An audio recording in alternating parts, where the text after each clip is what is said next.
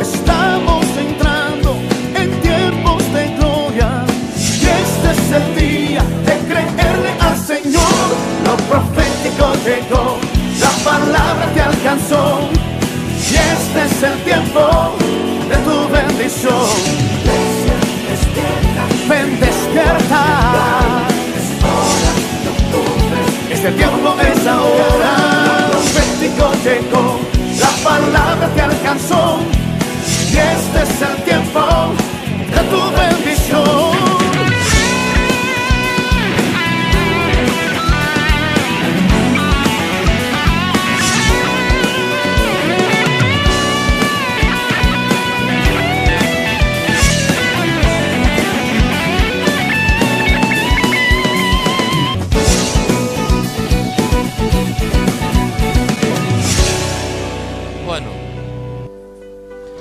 Seguimos con la historia de la Biblia, Así despacito vamos a ver toda la Biblia para que usted tenga noción, ¿no es cierto?, de lo que estamos haciendo, porque es importante conocer bien a fondo a todos estos hombres y mujeres que vivieron en una época pasada y que tuvieron su experiencia con Dios y que a algunos les fue bien, a otros les fue mal, Pero siempre el factor fe es lo que determina aquí en toda la historia.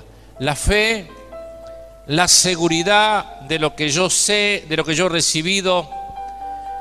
¿Cuánto estoy creyéndole yo a Dios? ¿Cuánto le creo? ¿Cuánto tengo de respeto hacia Él? ¿Cuánto le conocemos a fondo? Como decíamos el otro día, ¿cuántos le sabemos tratar a Dios? Porque no es hombre, no es como nosotros. Es un ser que se ha acercado a nosotros, nos ha invitado a ser parte de su reino, no nos ha exigido que lo hagamos, sino lo hacemos por amor. Y todas estas historias bíblicas de toda esta gente que pasó, que esta gente que salió de Egipto y lo pusieron mal a Dios, Es como que Dios se arrepentía de haberlo sacado. Así también se arrepintió cuando vino el diluvio de haber hecho al hombre.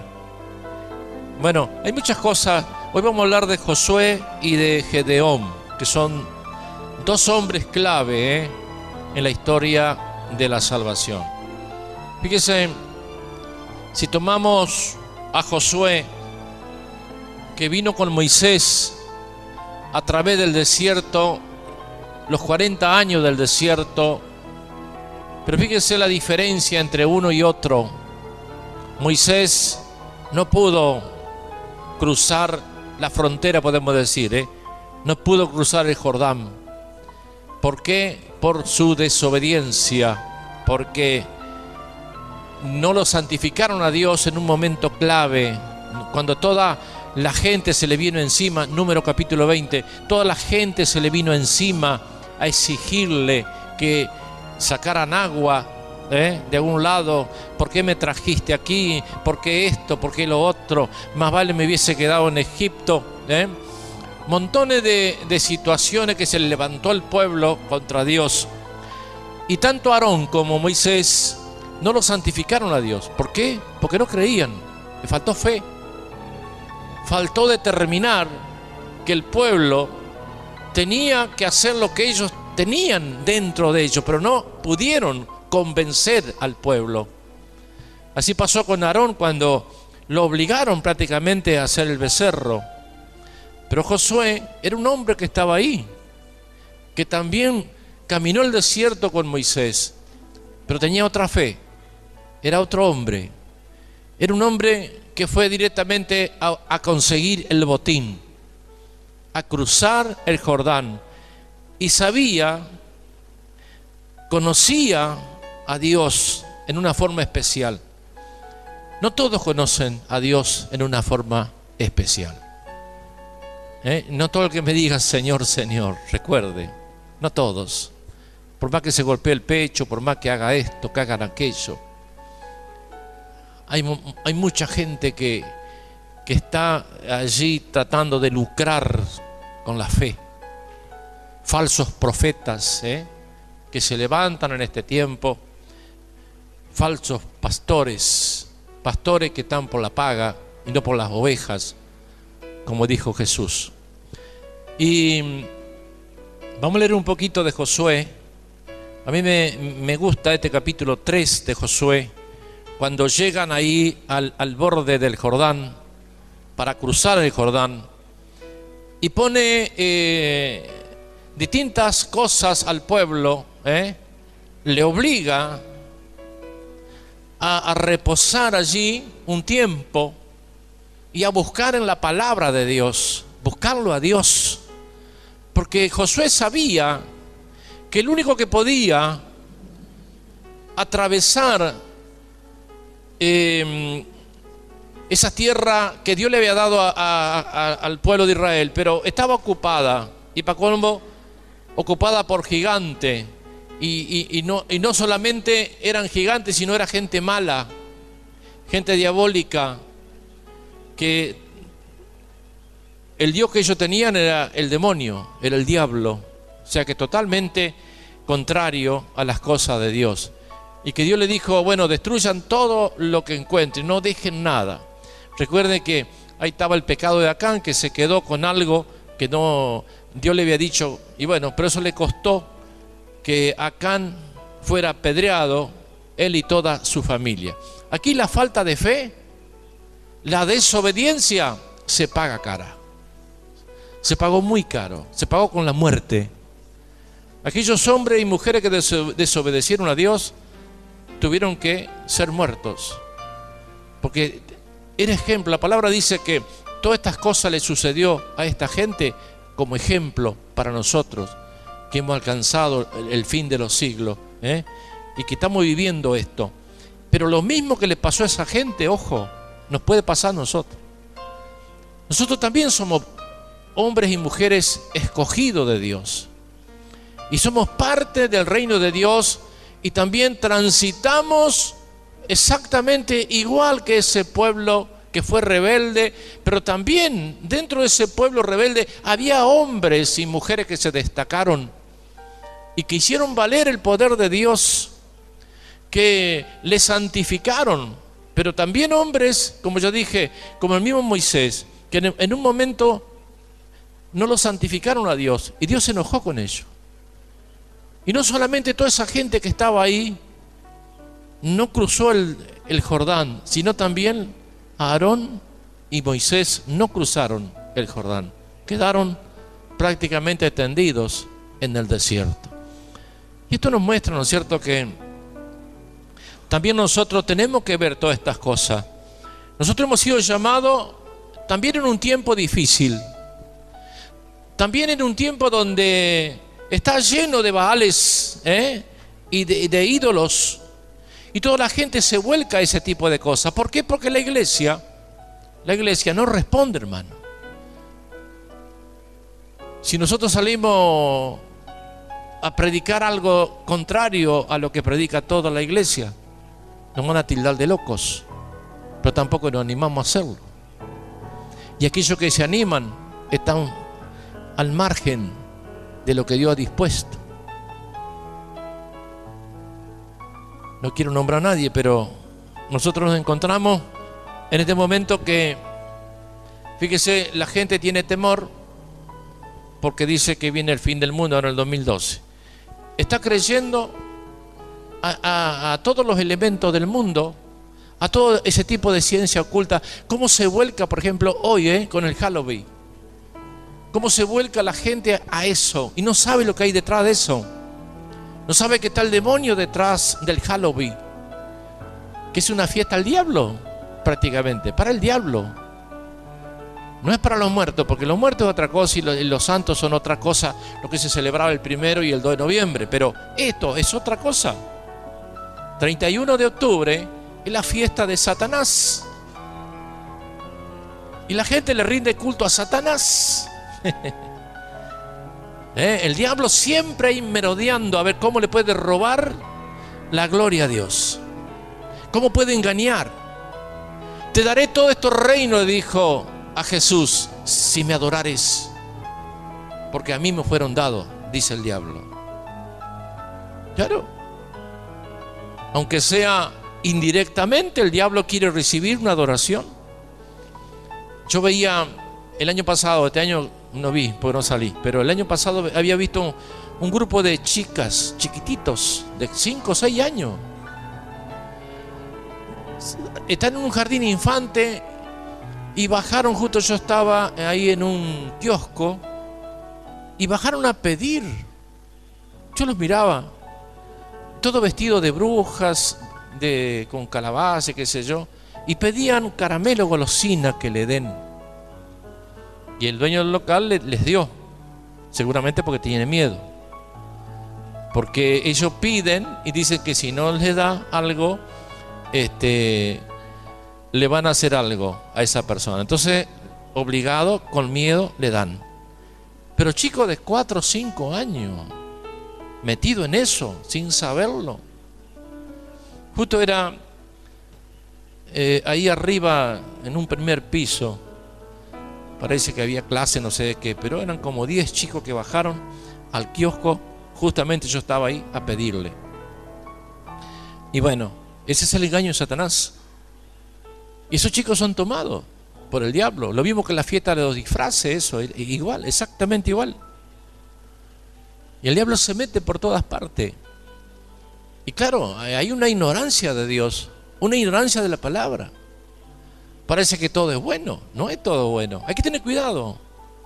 Si el justo con dificultad se salva, dice la palabra, ¿dónde irán a parar aquellos que no hacen caso de la palabra? Vamos a leer esto. Capítulo 3 de Josué, el verso 1, dice: Josué se levantó de mañana, y él y todos los hijos de Israel partieron de Sitín y vinieron hasta el Jordán y reposaron allí antes de pasarlo. Después de 3 días los oficiales recorrieron el campamento y mandaron al pueblo diciendo: cuando veáis el arca del pacto de Jehová vuestro Dios y los levitas sacerdotes que la llevan, vosotros saldréis de vuestro lugar y marcharéis en pos de ella, a fin de que sepáis el camino por donde habéis de ir, por cuanto vosotros no habéis pasado antes de ahora por este camino. Pero entre vosotros y ella haya distancia como de 2000 codos, no os acercaréis a ella. Y Josué dijo al pueblo: santificaos, porque Jehová hará mañana maravillas entre vosotros. Y habló Josué a los sacerdotes diciendo: tomad el arca del pacto y pasad delante del pueblo. Y ellos tomaron el arca del pacto y fueron delante del pueblo. Entonces Jehová le dijo a Josué: desde este día comenzaré a engrandecerte delante de los ojos de todo Israel, para que entiendan que como estuve con Moisés, así estaré contigo.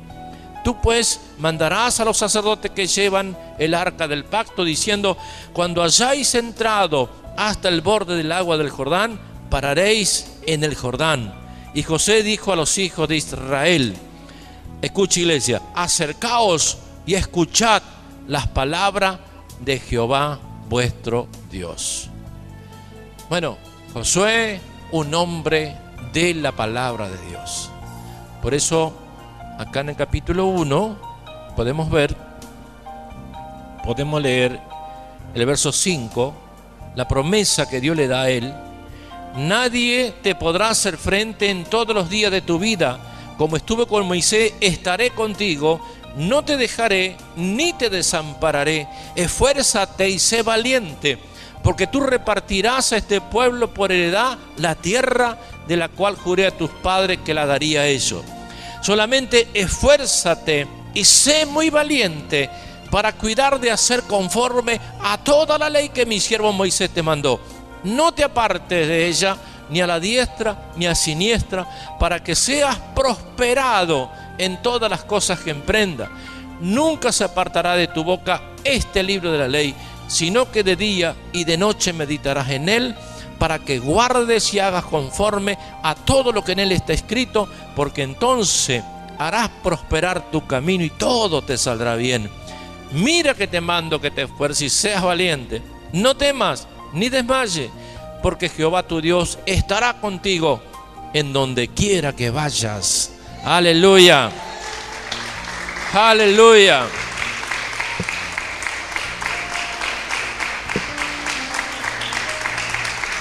Aleluya. ¿Cuántas veces Dios le reitera lo mismo a Josué? Y yo entiendo que Josué fue un hombre de la palabra, un hombre obediente a Dios. Fue uno de los 12 espías que cruzó y dio buena garantía. ¿Por qué? Porque tenía confianza en Dios. Eso es lo que vale ante Dios, la confianza que usted tenga para Él. Eso es lo que vale. Porque ahí donde, fíjese, hay mucha gente que abandona a Dios en los momentos difíciles y que en los momentos que le pasa algo está buscando otra cosa, o no está creyendo, o se olvida de los favores que Dios le ha dado, de lo que Dios le ha hecho, de los milagros que Dios ha hecho. ¿Cuánta gente que fue sanada en este lugar? ¿Cuánto le dan gloria? ¿Cuánto mantienen ese avivamiento que tenían cuando recibieron esa sanidad, esa libertad? Están como los 10 leprosos que sanó Jesús. Solo uno volvió a darle gracia. Y para colmo era extranjero. No, en estas cosas de la fe, si usted se decide a servir a Dios, tiene que hacerlo bien. Porque ahí está la bendición. Porque cuando usted le erra, y con Dios no se juega. Yo digo siempre, con Dios no se juega. Porque Dios no es como nosotros, no es hombre. Y si nosotros avanzamos, es porque Dios tiene misericordia. No porque valemos tanto.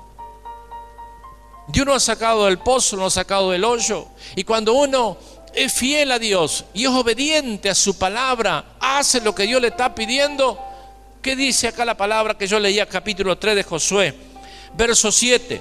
Entonces Jehová le dijo a Josué: desde este día comenzaré a engrandecerte delante de los ojos de todo Israel. Dios te engrandece. Dios te levanta un peldaño más que tus hermanos que habitan contigo.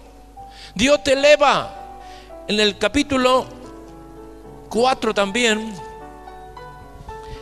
en el verso 14 dice: en aquel día Jehová engrandeció a Josué a los ojos de todo Israel y le temieron. Le tienen miedo. Pasan delante tuyo, ni te saludan. Es como que no te conocen. El apóstol Pablo dice: bien que te conocen. Y no que pasan al lado tuyo, es como que tuvieras sarna, Ni te miran, miran para otra parte. Y cuando yo conozco, paso adelante, miran para arriba, para abajo, ese yo, pero no te miran. Y bueno, es así, hay temor. Sí, Señor, que hay temor. Porque la gente te conoce, que tú tienes la palabra de Dios, y la palabra de Dios causa temor. Y Dios engrandece al hombre y a la mujer que caminan a través de la palabra de Dios. Pero ¿qué es lo que pesa más en esto? Engrandecer a Dios con tu vida, con tus cosas, con tu obra, con lo que tú tienes. Dios te ha dado un beneficio y bueno, tienes que volcarlo para Él. Hacer obras para Él, cosas para Él, todo lo que pueda, hazlo, porque todo conviene. Yo no estoy diciendo que usted diezme en la iglesia, que ofrenda más de lo que usted hace, no. Usted tiene que hacer cosas para Él. Dios le va a revelar. Es lo que uno siente. Mire, vamos a ver otra. Vamos a ver a Gedeón. Busque en los Jueces, capítulo 6. Hoy vamos también, hay un video de Gedeón.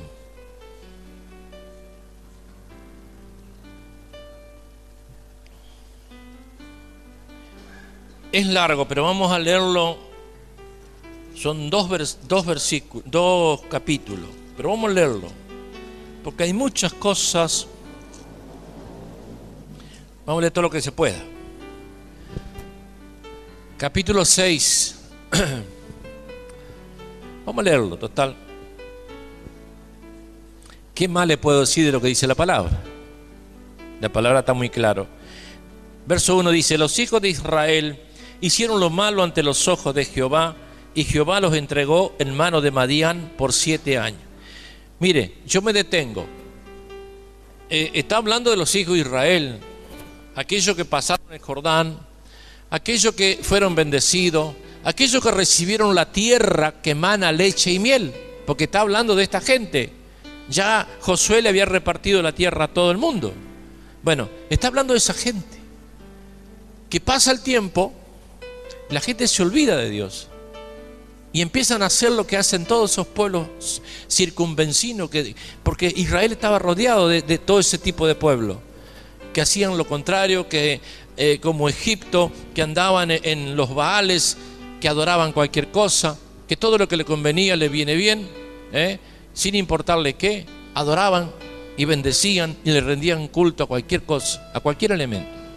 Bueno, verso 2 dice: la mano de Madián prevaleció contra Israel, y los hijos de Israel, por causa de los madianitas, se hicieron cuevas en los montes y cavernas y lugares fortificados. ¿Para qué? Para guardar, ¿sabe qué? La cosecha.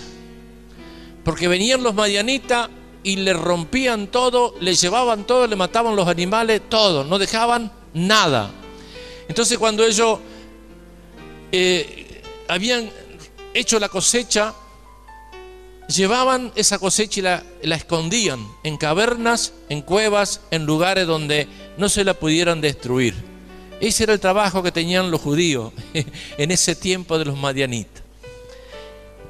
Dice, verso 3: pues sucedía que cuando Israel había sembrado, subían los madianitas y amalecitas y los hijos del oriente contra ellos, subían y los atacaban, y acampando contra ellos destruían los frutos de la tierra hasta llegar a Gaza, y no dejaban que comer en Israel ni oveja, ni bueyes, ni asno. Ahora, ¿por qué Dios permitía esto? Por la maldad, porque prácticamente se habían olvidado de los milagros que Dios hizo en el desierto. Cómo Dios sacó al pueblo de Israel a través del desierto, cómo lo llevó a la tierra prometida, cómo le dio la tierra. Se olvidaron de los milagros rápidamente, todo lo que Dios había hecho con esta gente, y esta gente comenzó a adorar cualquier cosa.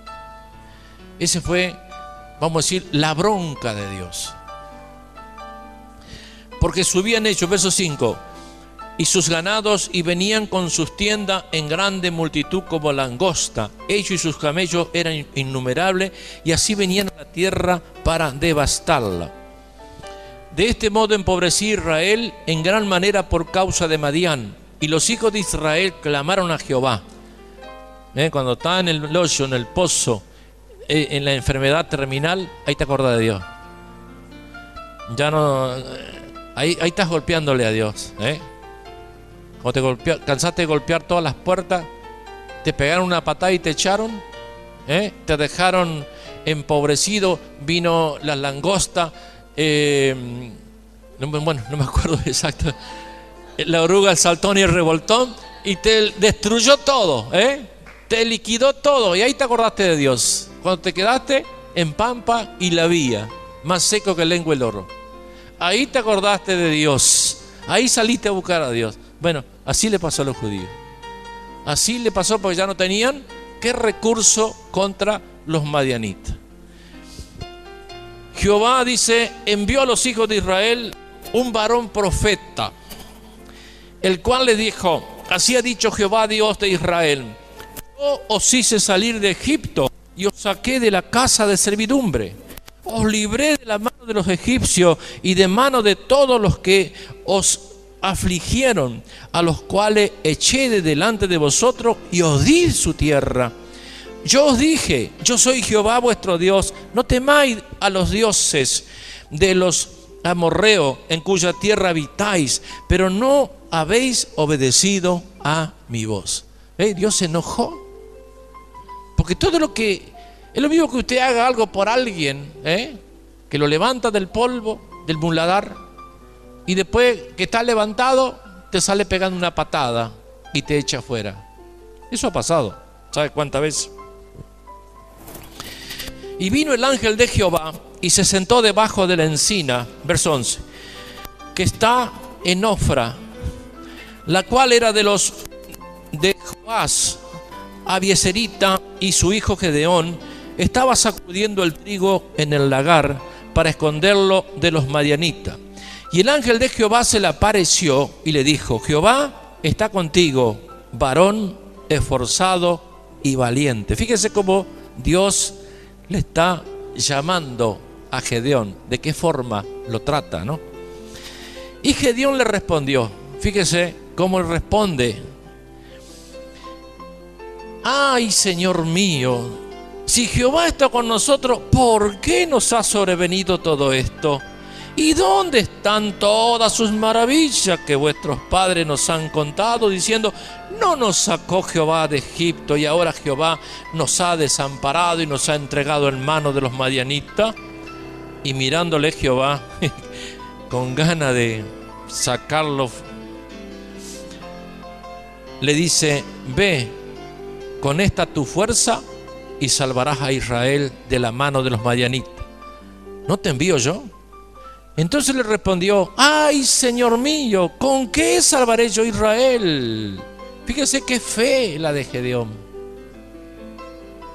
Da ganas de sacar la espada y cortar la cabeza. Sí, porque, qué sé yo, se te aparece Dios y te está dando una oportunidad. Y le estás preguntando todavía: ¿por qué?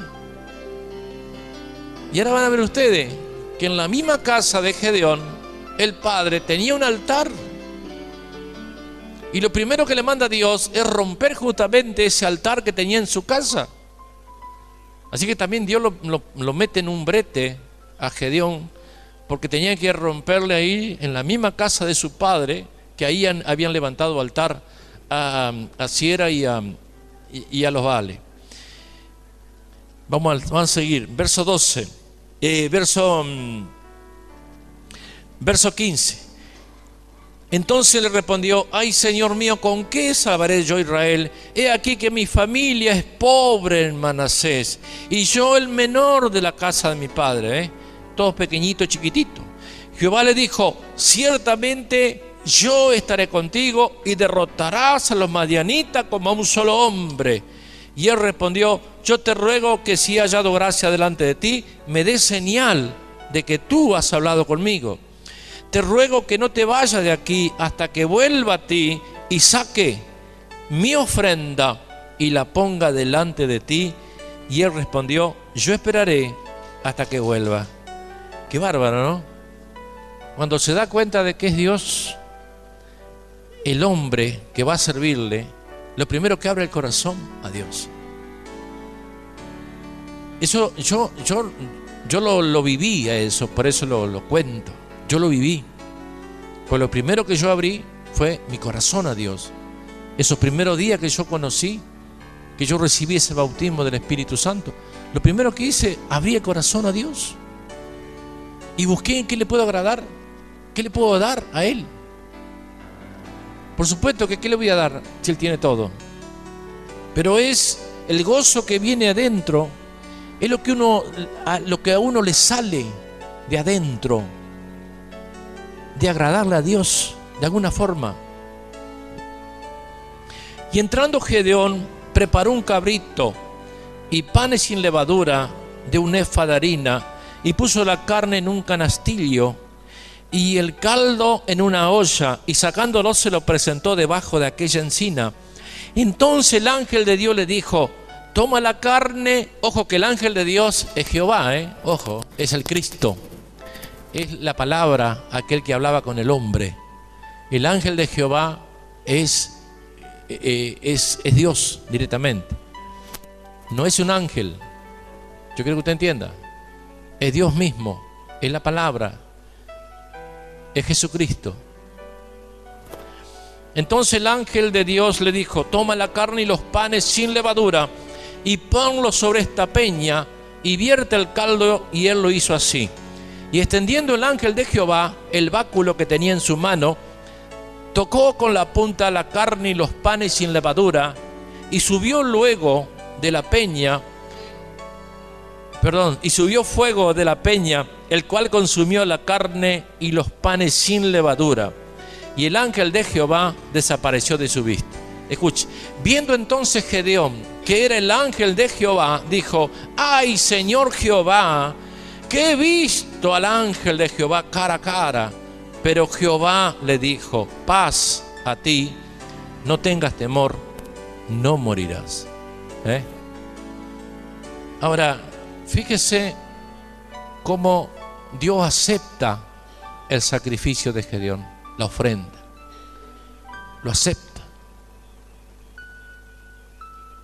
Y luego Gedeón dice, el verso 24, y edificó allí Gedeón altar a Jehová, y lo llamó Jehová Salom, paz, el cual permanece hasta hoy en Ofra de los abiezeritas. Y aconteció que la misma noche dijo Jehová: toma un toro del acto de tu padre, el segundo toro de 7 años, y derriba el altar de Baal que tu padre tiene, y corta también la imagen de acera que está junto a él, y edifica altar a Jehová tu Dios en la cumbre de ese peñasco en lugar conveniente. Y tomando el segundo toro, sacrifícalo en holocausto con la madera de la imagen de acera que habrás cortado. Entonces Gedeón tomó 10 hombres de sus siervos e hizo como Jehová le dijo. Mas, temiendo hacerlo de día, por la familia de su padre y por los hombres de la ciudad, lo hizo de noche. ¿Sabe qué? Tenía miedo, porque era un lugar donde venía mucha gente a adorar, tanto a los Baales como a Acera. Es que sé yo, como el Gauchito Gil, póngale, que va mucha gente. Como si usted quiere romper ahí en Guadalupe, más o menos algo parecido, donde va mucha gente. Y todo el pueblo sabía qué es lo que había ahí. Mire lo que Dios le manda hacer. Y ahí está la fe del hombre de Dios, para movilizarse y hacer lo que Dios le está pidiendo. Verso 28. Por la mañana, cuando los de la ciudad se levantaron, lo querían matar. He aquí que el altar de Baal estaba derribado y cortada la imagen de acera que estaba junto a él. Y el segundo toro que había sido ofrecido en holocausto sobre el altar edificado, ya para Dios. Y se dijeron unos a otros: ¿quién ha hecho esto? Y buscando e inquiriendo le dijeron: Gedeón, hijo de Joás, lo ha hecho. Entonces los hombres de la ciudad dijeron a Joás: saca a tu hijo para que muera, porque ha derribado el altar de Baal y ha cortado la imagen de acera que estaba junto a él. Fíjese, estaba en la casa de Joás, pero prácticamente no era de Joás, porque todo el pueblo iba ahí.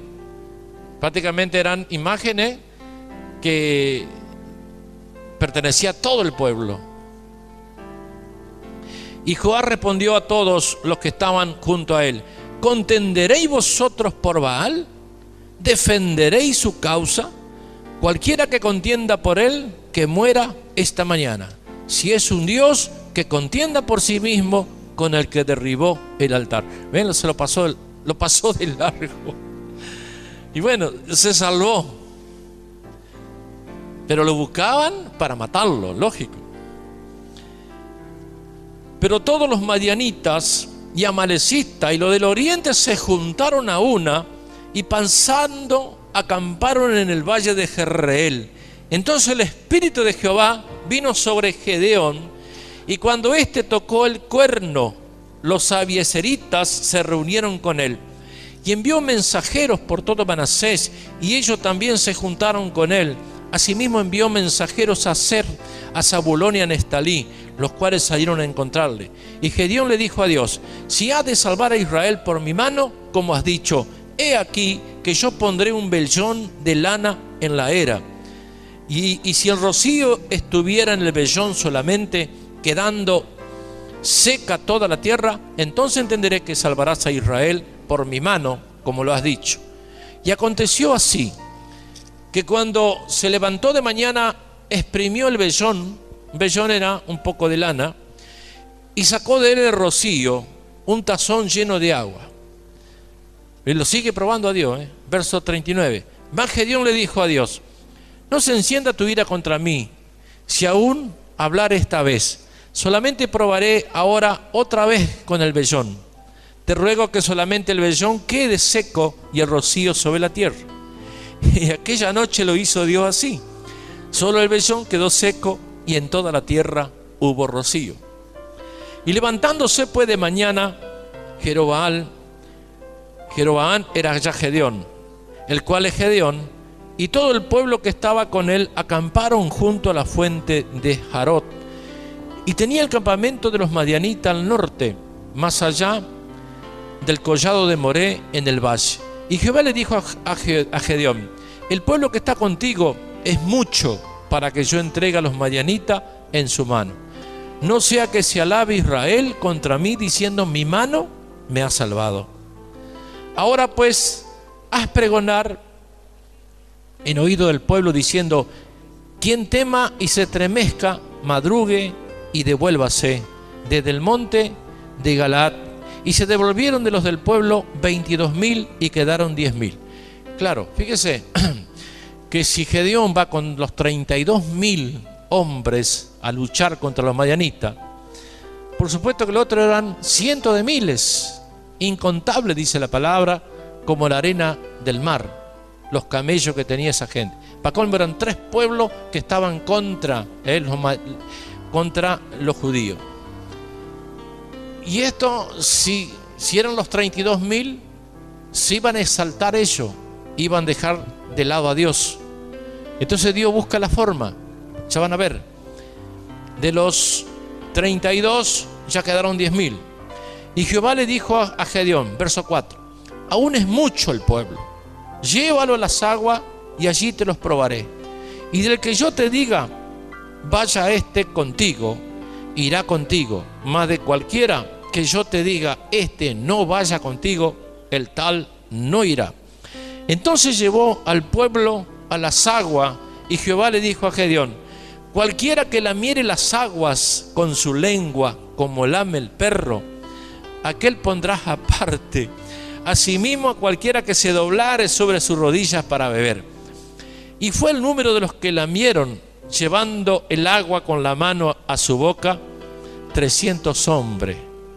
Y todo el resto del pueblo se dobló sobre sus rodillas para beber las aguas. Aquellos que tomamos el agua como los perros, los más viles, los más, qué sé yo, los más, sí, los que no servían para nada prácticamente, ¿no? Los más ignorantes. Ustedes tomen en cuenta todo esto porque así trabaja Dios. Y lo más torpe, lo más imbéciles, lo más estúpido. Bueno, esos son los 300. Bueno, acá hay que poner en funcionamiento la fe, la fe que tenemos, porque con 300 estúpidos, Gedeón, ¿qué va a poder contra semejante ejército? Que ya van a ver ustedes, incontable. Pero ahí se muestra la gloria de Dios justamente. Bueno, entonces Jehová le dijo a Gedeón: verso 7, con estos 300 hombres que lamieron el agua, os salvaré, y entregaré a los madianitas en tus manos, y váyase toda la gente, la demás gente, cada uno a su lugar. Y habiendo tomado provisiones para el pueblo y sus trompetas, envió a todos los israelitas cada uno a su tienda, y retuvo a aquellos 300 hombres. Y tenía el campamento de Madián abajo en el valle. O sea que ellos estaban arriba y ahí abajo estaba todo el ejército del resto de los madianitas.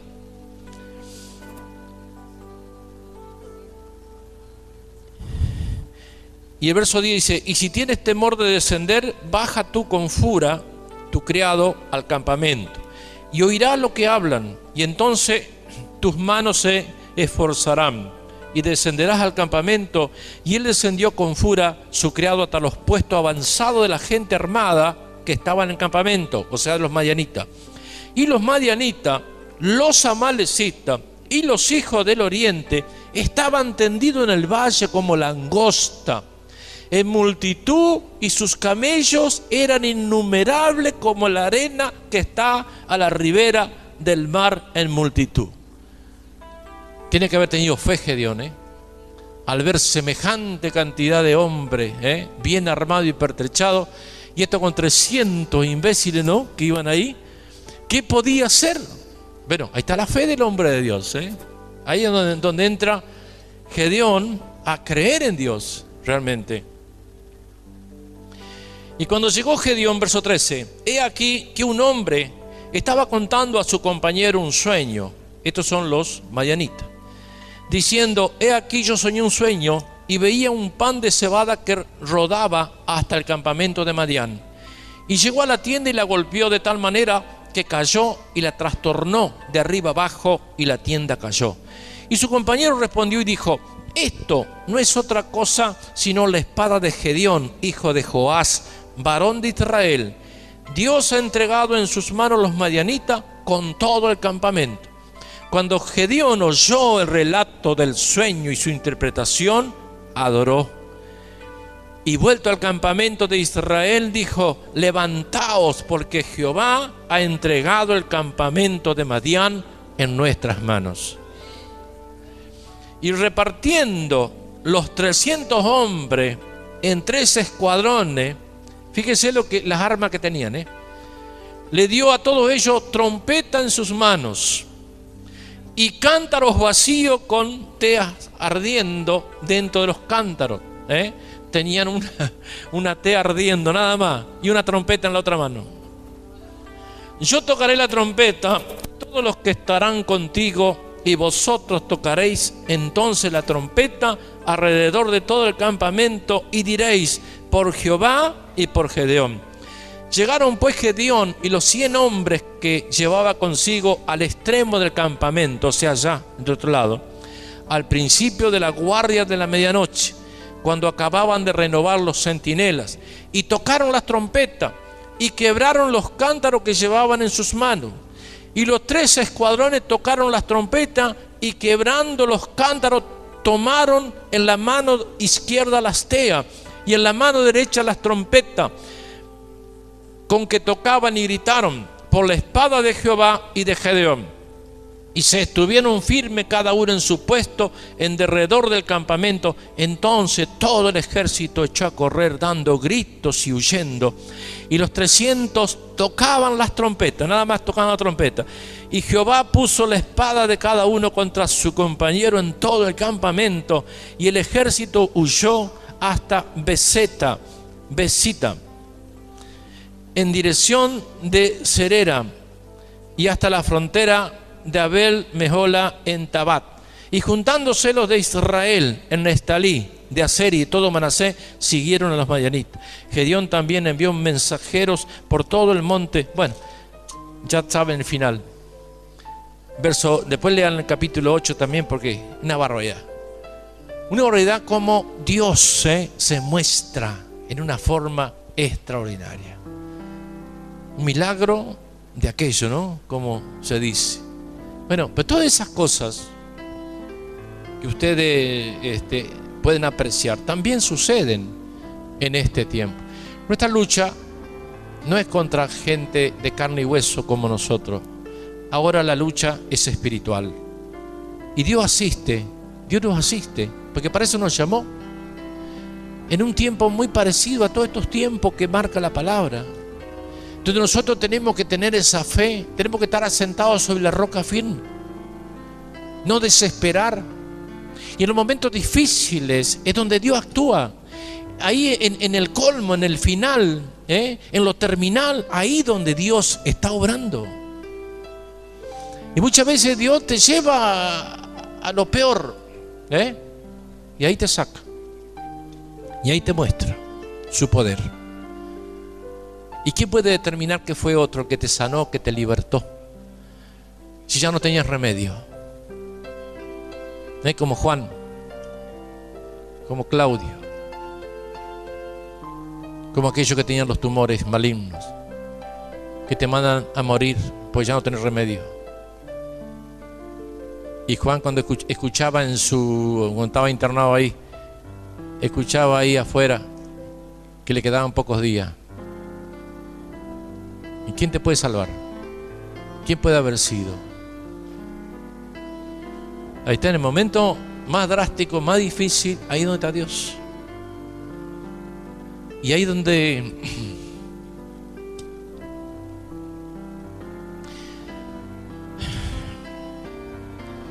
bueno, ahí donde nosotros crecemos, en el momento más drástico, más difícil, ahí está Él. Ahí está Él. Y yo veo, ¿no es cierto?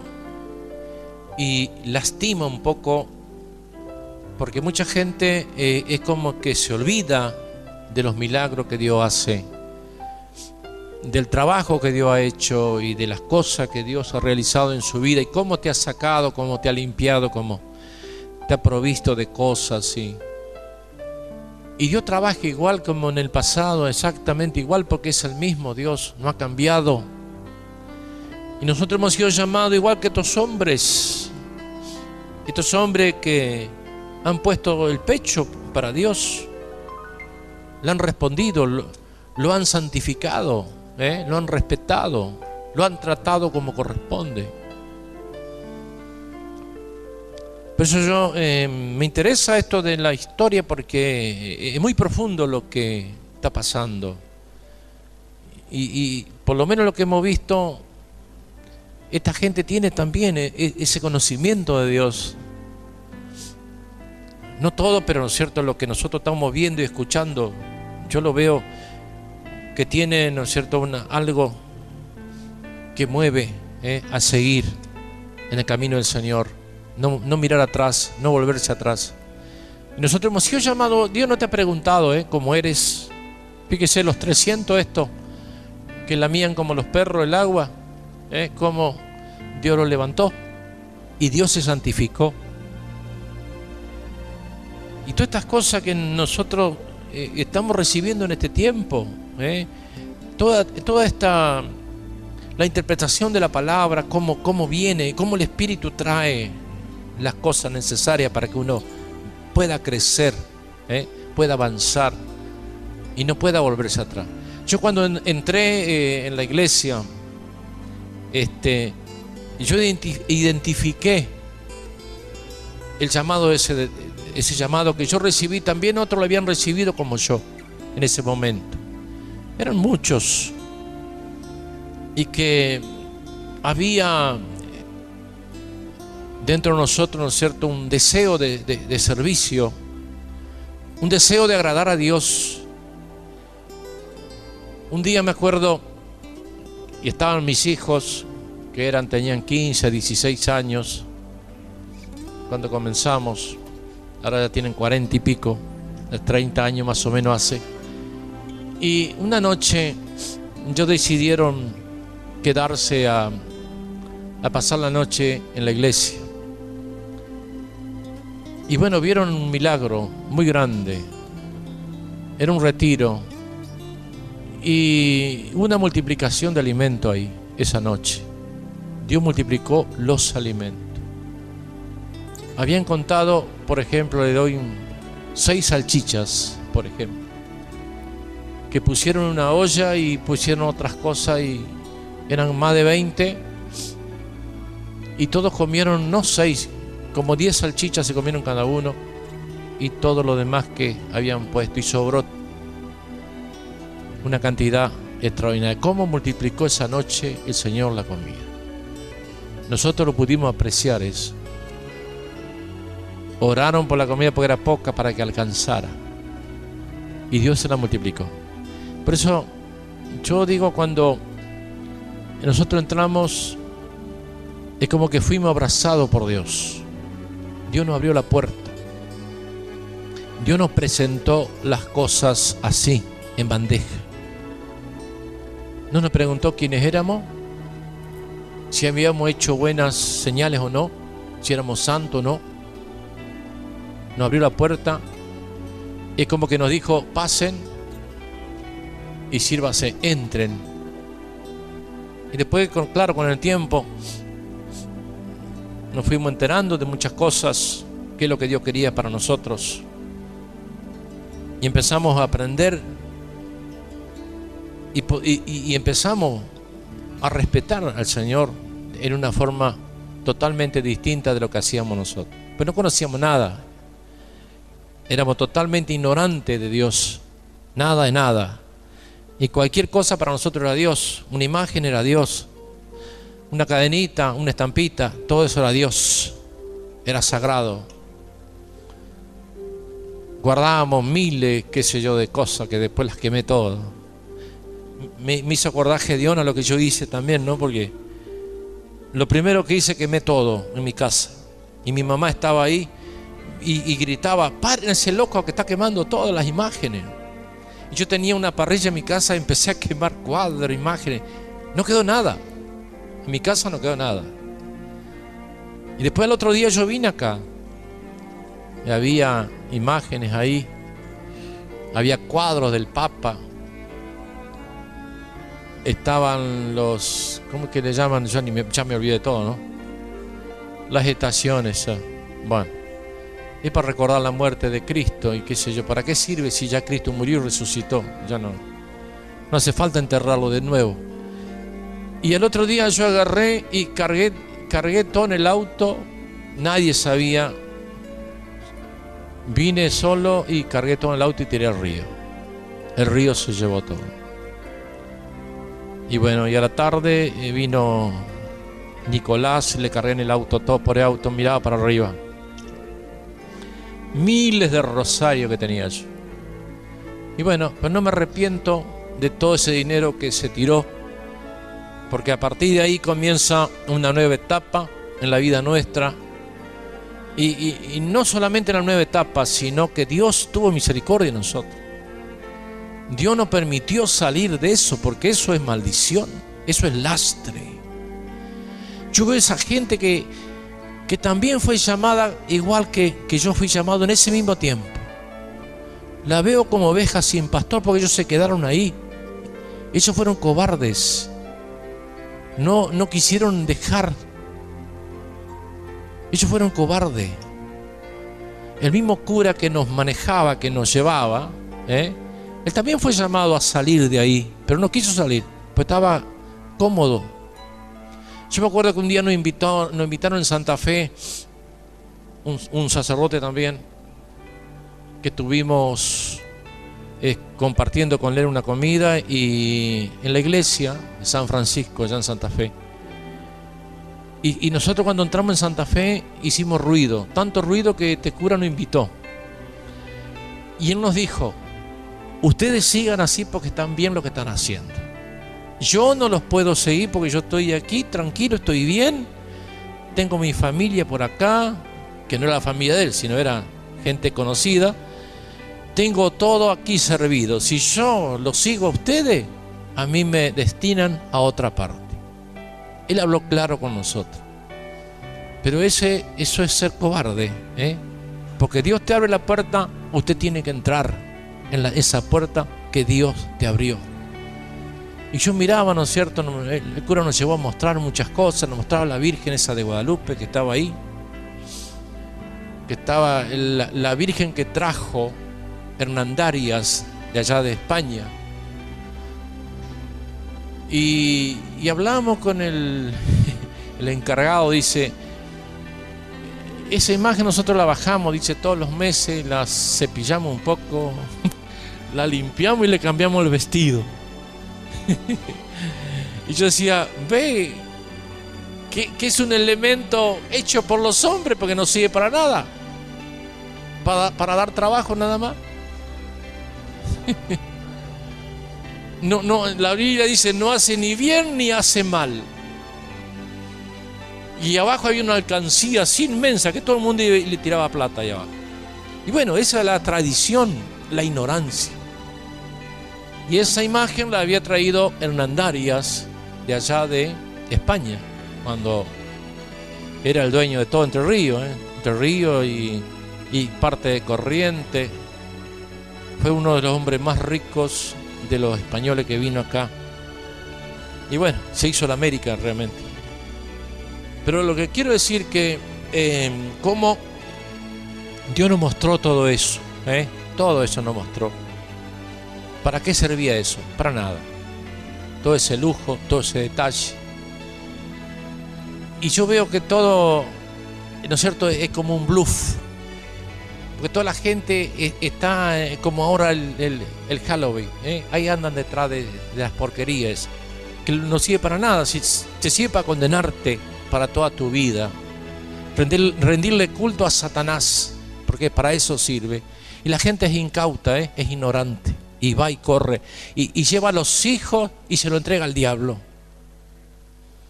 Esto es tremendo, tremendo todo esto.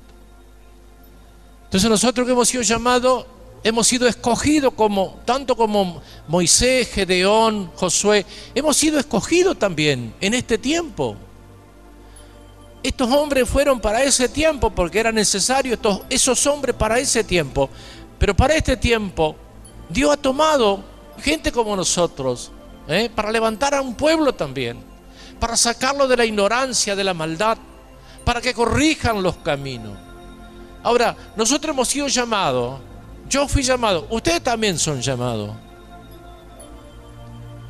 Pero no dejen que se pierda ese llamado. Yo por eso pongo énfasis en el llamado, porque en este lugar hay mucha gente llamada de la misma forma que yo fui llamado. Y tienen esa misma responsabilidad. Y van a tener también los mismos beneficios. ¿Sabe por qué? Hay hermanos que todavía no se largan. Y por eso Dios no le bendice. Y es como Gedeón, cuando el ángel de Jehová le dice que él iba a liberar a Israel. Y empieza con las preguntas. Y que yo soy esto, y que yo soy otro, y con qué, y cómo. Y cuánta gente sanada, libertada, y se ha olvidado de lo que Dios hizo. Y le pregunta a Dios, ¿y por qué a mí? ¿Por qué esto? ¿Por qué lo otro? ¿Por qué me pasa esto?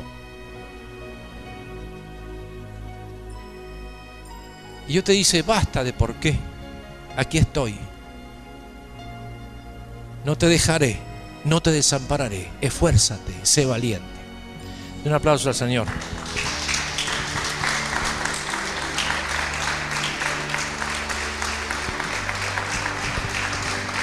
Aleluya. Gracias, Señor. Gracias, Jesús. Mi alma te alaba y bendice y te glorifica.